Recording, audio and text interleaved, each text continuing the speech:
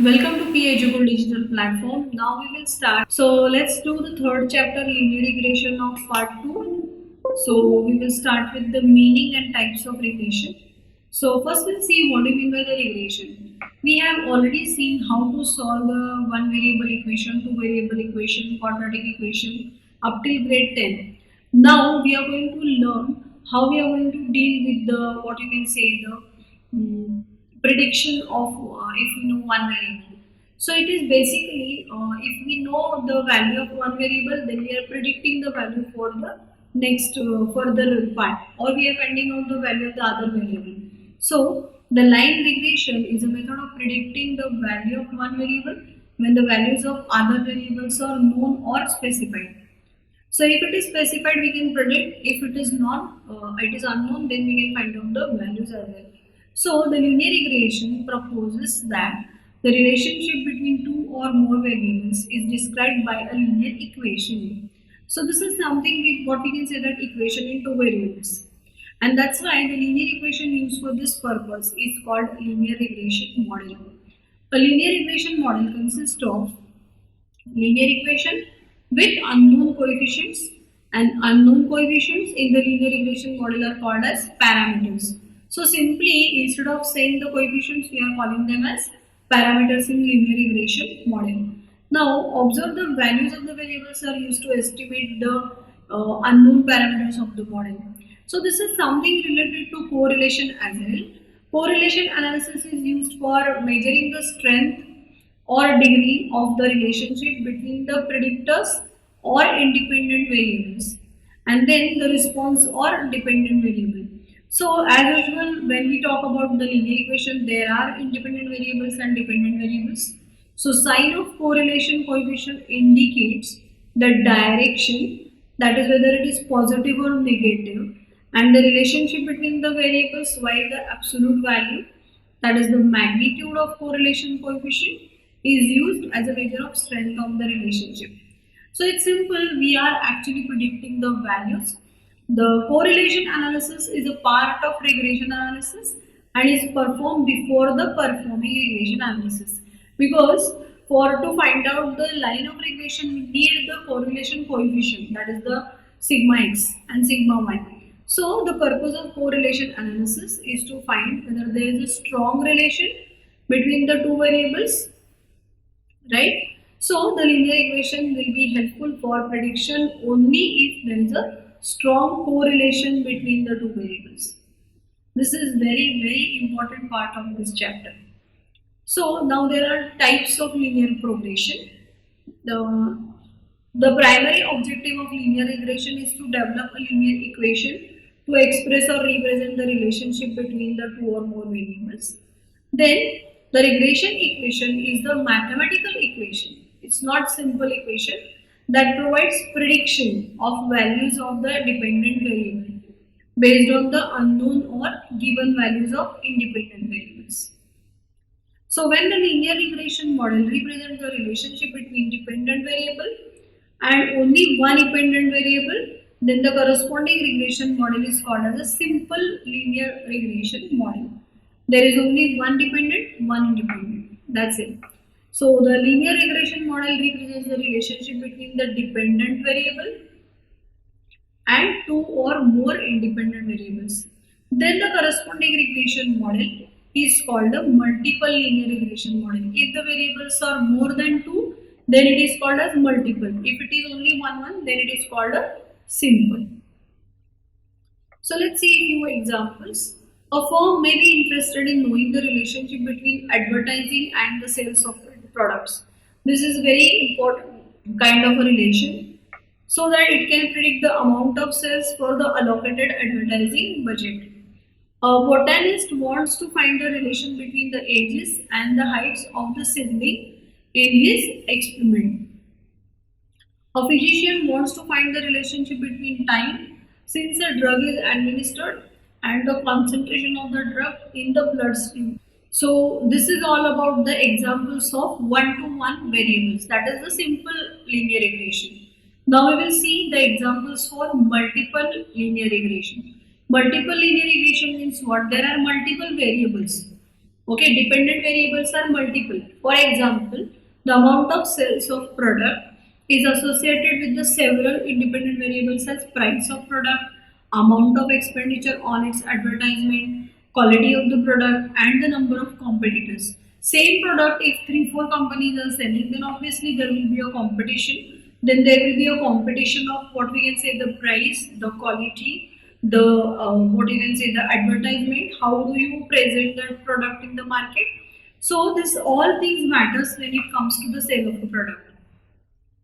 The same thing we are family annual savings all are dependent upon what are the responsibilities on the family member, the main family member.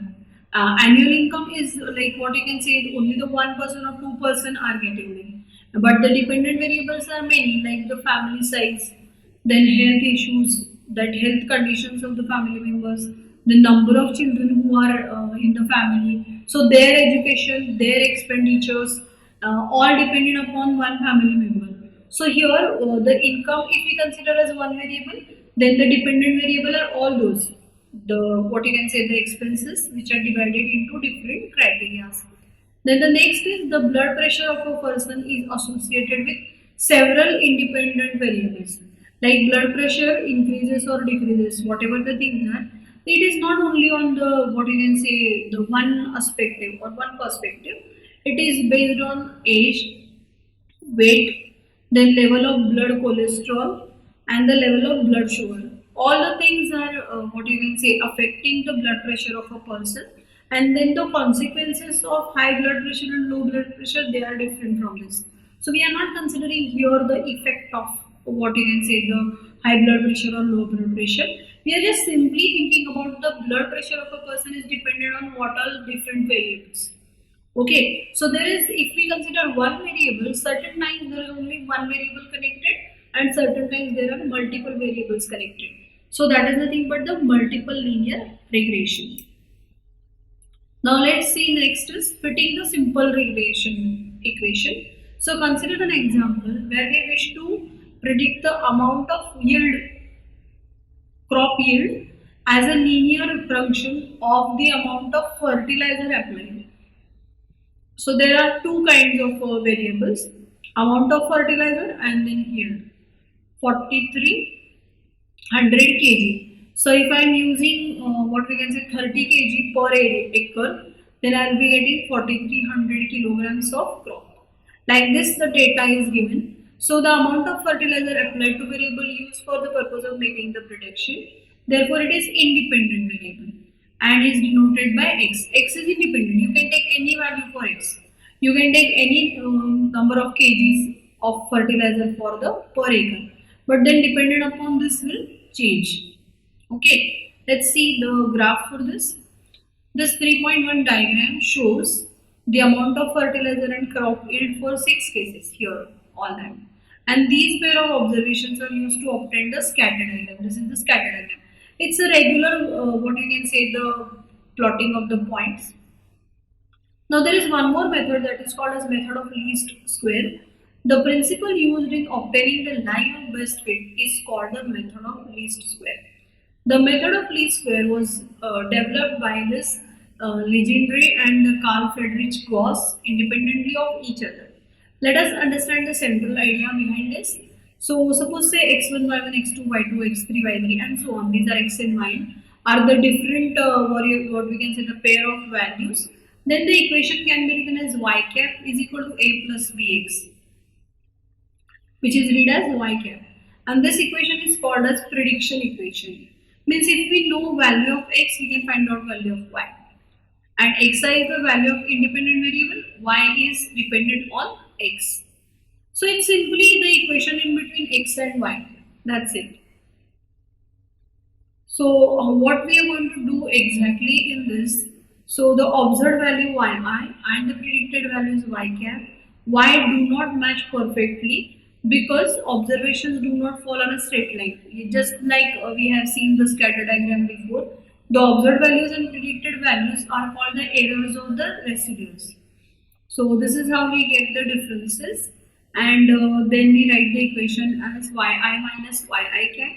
So just see, Geometrically, the residual which is given by yi minus a plus bxi denote the vertical distance, okay, which may be positive or negative between the observed value and the predicted value. So it is difference between actual value and the predicted value.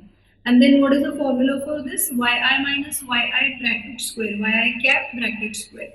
So this is how the straight line obtained by this principle is called as the least regression line. So this you will be more clear with the examples. This is the formula, s square is equal to summation yi minus a plus bxi bracket square. Now s square is minimum. So s square is continuous and differentiable function of both a and b. We differentiate s square with respect to a and with respect to b and with respect to b. So when we equate both these derivatives to 0, as a result we will be getting two equations in a and b. Then solving these two equations we will get the values of x and y. Okay, so we solve these two equations, the values of a and b that minimize s square are given by this formula. So the method of least square, b is called the regression coefficient and a is called the y-intercept. And then the equation will be y is equal to a plus bx. So when the observations on two variables x and y are available, it is possible to fit a linear equation of y on x as well as x on y. Now what is dependent variable and what is independent variable? Dependent upon this we get the different kinds of equations. Then we now introduce notation byx for b and when y is independent. So this is the regression coefficient byx, which is given by this covariance of xy upon variance of xy. So this is the what we can say the formula for this. Then regression x on y. So x is equal to a dash plus b dash y, and you will get the b dash as covariance of xy upon variance of y.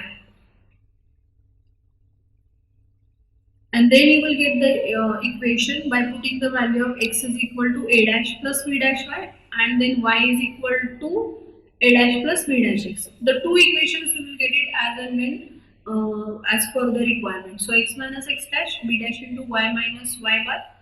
So the constant b dash in the above equation is called as coefficient of x on y, and vice versa. Instead of b dash, if we put bxy, then you will get the least square regression of x and y like this.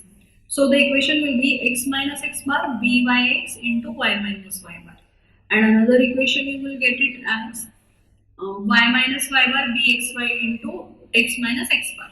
Similarly, we are finding the another equation like this here. So this is the equation, you will get it. So what we can observe that the point x bar y bar satisfies the equation of both the lines of regression, and therefore this point x bar y bar is a point of intersection of two lines of regression. So in the next video we will go for solving the sums from exercise 3.1. I hope you all have understood this. Because I haven't explained you this much, because as we will go for the solving the examples, this I will emphasize more, because it is what we can say the practice based concepts. So I have just told you these are the regression coefficients bxy and byx, and we can have the regression of y on x and x on y. That's it. So be with us on P-eduKUL platform for economics, SP, OC and accountancy. Thank you.